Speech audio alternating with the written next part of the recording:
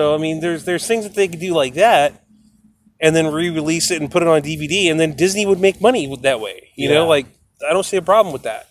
Now, enter 2004, 2005. So we now have had 2 prequel Star Wars movies come out. Yes, we're waiting for the Episode 3 has not yet come out in theaters. We know generally what's going to happen. We don't know how it's going to happen. Order 66 is not yet in the Star Wars fandom lexicon because it hasn't happened yet on screen.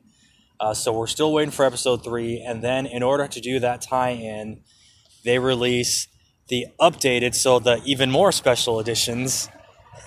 Even more special, I got it. We'll just call them 2004, the super special edition, which is a lot closer to his actual vision for what he wanted this movie to be. All right, I get that.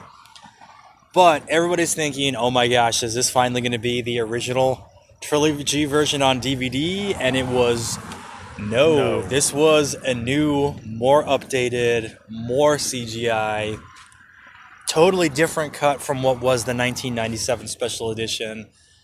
They made Jabba look less crappy in the Episode 4 scene because remember the special editions, like the CG Jabba was all green. I still can't believe that Han Solo steps on Jabba's tail.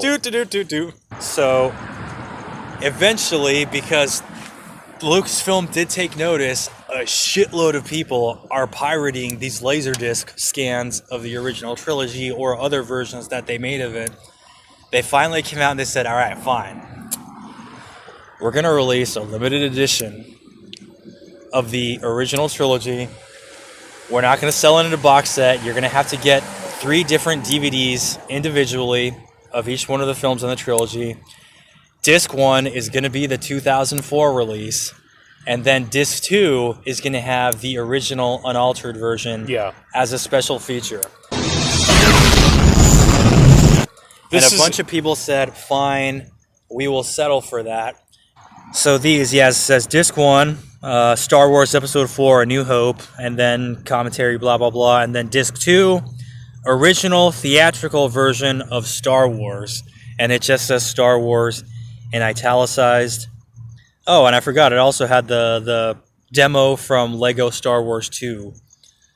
Now, this was cool in theory, but here's the problem. The limited edition DVD release of the original Unaltered Trilogy was just a basic, very half-assed transfer of letterbox widescreen, not anamorphic widescreen, which means it's widescreen that was made for your old square TV. Like, remember, Star Trek First Contact. That was one of the few movies that came out on VHS as widescreen only. So, but remember, we didn't have widescreen TVs back then. They were 4:3 ratio. They were square TVs. So this is widescreen meant for your square TV. So if you watch it on any one of the TVs that 99.9999% of the American population has today, then you've got black space on all 4 sides of the picture. And that just sucks, man. Well, see, that's the other thing. Lucasfilm has to know that as technology advances, the medium therefore advances as well. So people are they're not always going to have the 1995 VHS edition, which I have stored away in my closet. Because I don't have a TV anymore. I have a computer screen, for crying out loud.